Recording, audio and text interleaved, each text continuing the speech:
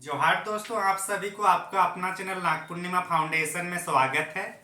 आज की इस वीडियो में हम लोग चर्चा करने जा रहे हैं झारखंड का इतिहास और झारखंड के इतिहास में गांधीवादी के क्रम में जो जो घटनाएं घट रही हुई है उस पर हम लोग चर्चा करेंगे। तो चलिए हम लोग चर्चा करते हैं।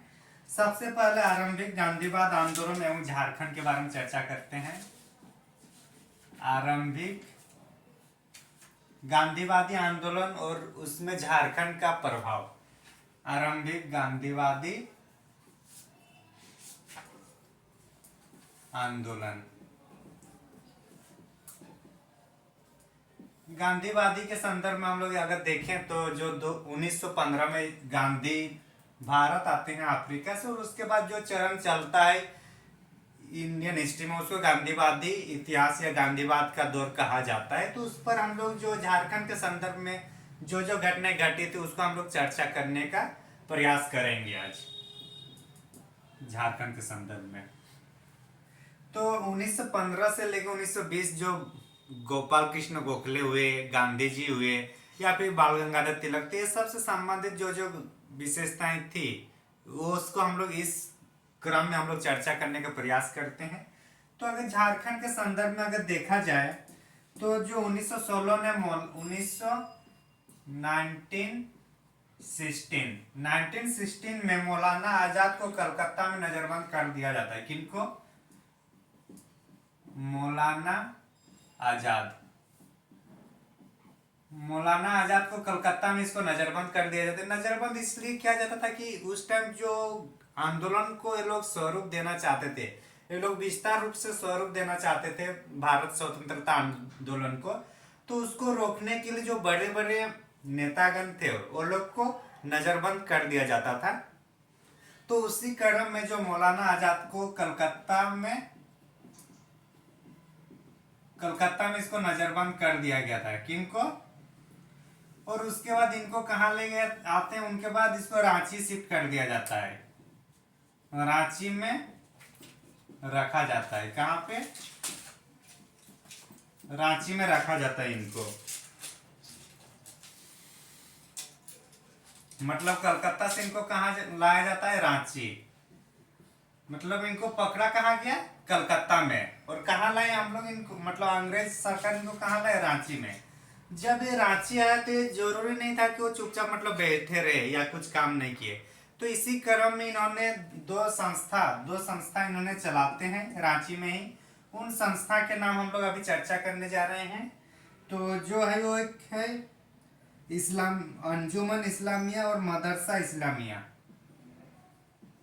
अंजुमन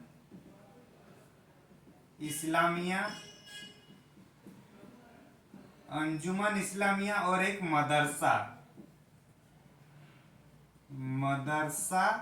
इस्लामिया।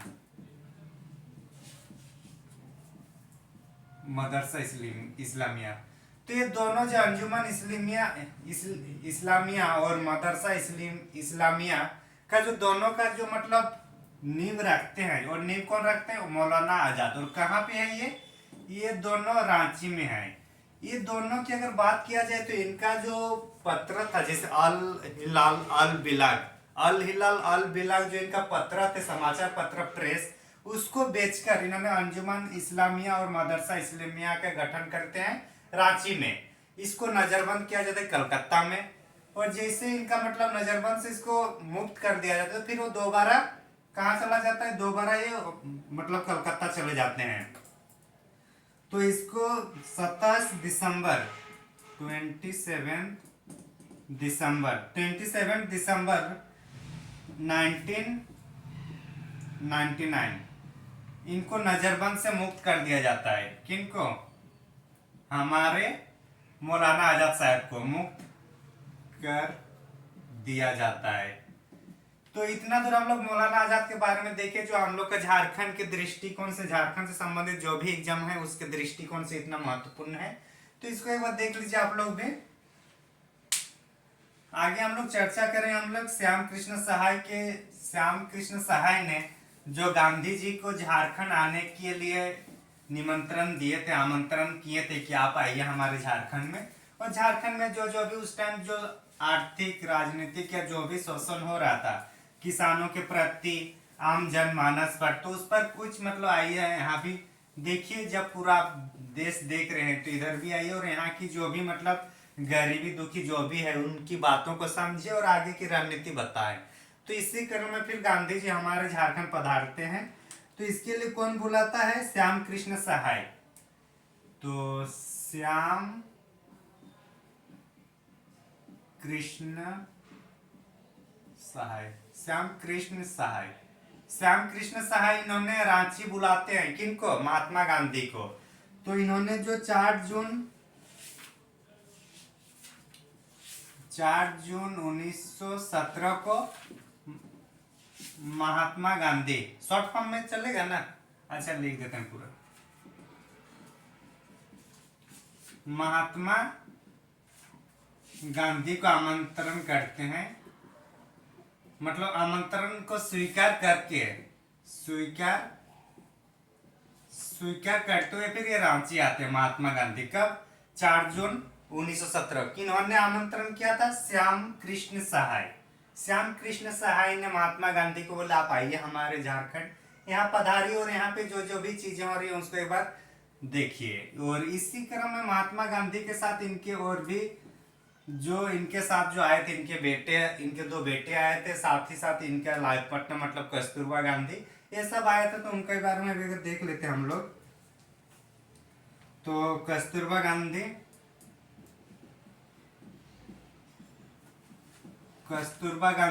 उसके बाद आए थे हम इनके साथ फिर देवदास और रामदास, 2 बेटे आए थे, देवदास और रामदास। ये 2 इनके बेटे थे, देवदास रामदास। और इनका जो सहयोगी थे महात्मा गांधी के, बज्रकिशोर, तो बज्रकिशोर बाबू भी आए थे यहाँ पे, बज्रकिशोर बाबू। तो इस तरीके से जो महात्मा गांधी है, महात्मा गांधी के साथ रांची कौन कौन आते हैं? कस्तूरबा गांधी, देवदास गांधी, रामदास गांधी और बज्रकिशोर बाबू। ये जब महात्मा गांधी जब रांची आते हैं तो यहीं पे जो चूंकि 1917 में जो चंपारण आंदोलन चल रहा था, तो चंपारण आंदोलन की जो रणनीति है, मतलब ब्लूप्रिंट कैसे वहां पे हम लोग कैसे हड़ताल करेंगे या फिर कैसे हम लोग का जो कार्य गतिविधि होगी, उस टाइम का जो भी मतलब उनका प्लानिंग था, प्लानिंग यहीं से किए थे। तो चंपारण आंदोलन के बारे में प्लानिंग कहाँ किया गया था? रांची में ही किया गए थे। तो अगर क्वेश्चन पूछा जाता है कि महात्मा गांधी ने चंपारण आंदोलन या चंपारण सत्याग्रह के बारे में जो प्लानिंग बनाया था, वो प्लानिंग कहाँ बनाए थे? तो कहाँ पे होगा हम लोग का? रांची। इतना तो समझ में आ गया होगा, उम्मीद करता हूँ आप लोग को। और इस क्रम में गांधी जी यहाँ पे टोटल 21 दिन रहे हैं। कितने दिन रहे हैं टोटल? मतलब गांधी जी जो यहाँ पे 21 दिन रहे हैं, कितने? 21 डेज। तो 21 दिन गांधी यहाँ पे हम लोग का रहे हैं रांची में। और इस टाइम इनके साथ जो सहयोगी थे उनको जानना जरूरी है। और इन्होंने जो आगे जो चंपारण विद्रोह या चंपारण आंदोलन की जो रूपरेखा तैयार करती है, ये सब परीक्षा के दृष्टिकोण से महत्वपूर्ण है, तो इसको जानना जरूरी है। हम लोग 1917 के आसपास क्या हैं, तो उसके बाद हम लोग 1917-18 में जो जो भी गतिविधियां घटी है उस पर भी हम लोग चर्चा करेंगे। मतलब हम लोग का जो पढ़ने या समझने का जो तरीका रहेगा और राष्ट्रीय संदर्भ में जैसे डेट वाइज करते चलेंगे कि कौन सा डेट में क्या होता है, उसी तरीके से हम लोग आगे ले चलेंगे। तो हम लोग गांधी के बारे में देखें, रविंद्रनाथ टैगोर के बारे में थोड़ा देख लेते हैं हम लोग। रविंद्रनाथ टैगोर, रविंद्रनाथ टैगोर का चूंकि इनका बड़े भाई हम लोग का जो टैगोर हिल्स है, टैगोर हिल्स में इनके बड़े भाई वहां पे ज्ञान की प्राप्ति करने के लिए आए थे। तो इससे कहीं ना कहीं इनका भी मतलब लगाव झारखंड से रहा है। और इसी क्रम में जो रविंद्रनाथ टैगोर का जो अपनी गीतांजलि है, कौन सी? गीतांजलि। इनकी जो गीतांजलि जो बुक है, गीतांजलि जो इनकी बुक है, गीतांजलि में रविंद्रनाथ के टैगोर की जो गीतांजलि है, उनमें झारखंड के भूगोल, झारखंड के पर्यावरण के बारे में चर्चाएं की गई है इसमें। किसमें, गीतांजलि में। तो इसी क्रम में हम लोग अगर इतना अगर देखते हैं तो 1919 के आसपास ही जो जलियांवाला बाग हत्याकांड होता है, तो उसका चूंकि पूरे भारत में उसका क्या हो रहा था, विरोध हो रहा था, उसी विरोध का ही प्रभाव या उसी विरोध का प्रसार झारखंड के रूप में कैसे देखते हैं, उसको एक बार हम लोग चर्चा करते हैं। आप सभी को पता है कि जलियांवाला बाग हत्याकांड जो हुआ था 13 अप्रैल 1919 को हुई थी, और जनरल डायर ने इसको मतलब ये किए थे कि ऑर्डर दिए थे कि मतलब जाइए और जितने भी लोग हैं सब पर गोली चलवाए।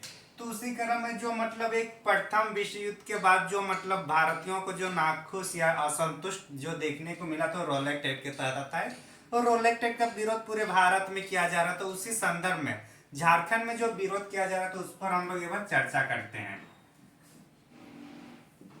रोलेक्ट एक्ट के विरोध हम लोग जितना भी चर्चा करेंगे सब हम लोग झारखंड के पॉइंट ऑफ व्यू से हम लोग बोर्ड में लिखेंगे, और अगर कुछ बोल देते हैं, अगर कुछ समझाने के टाइम जो है वो उन परिदृश्य को लाने का एक प्रयास किया जाता है कि उस परिदृश्य को आप समझे कि किस टाइम की बात हो रही है, आखिर उस टाइम क्या हुआ था।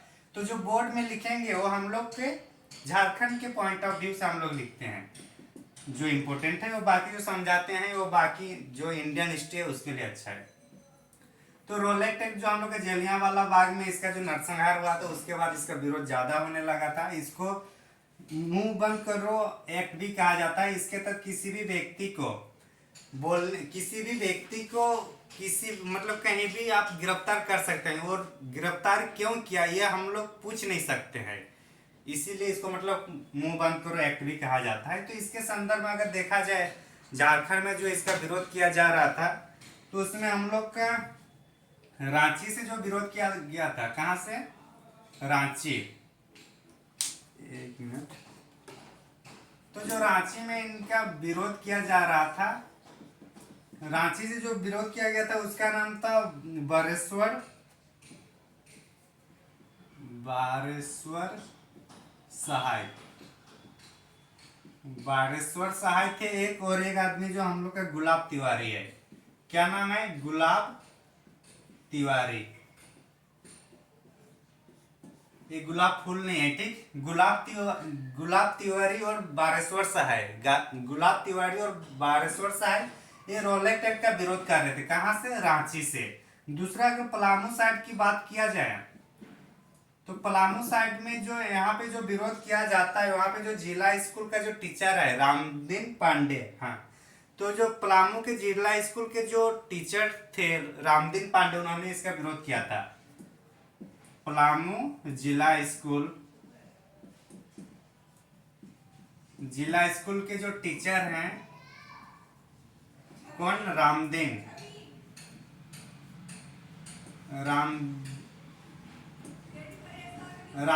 पांडे ने इनका विरोध किया था। किनका, रोलेक्ट एक्ट का। तो झारखंड में रोलेक्ट एक्ट के संबंध में अगर हम लोग को कुछ याद रखना है तो हम लोग को दो चीजें याद रखनी है। एक रांची साइड में इसका विरोध कौन किए थे, बारेश्वर सहाय और गुलाब तिवारी।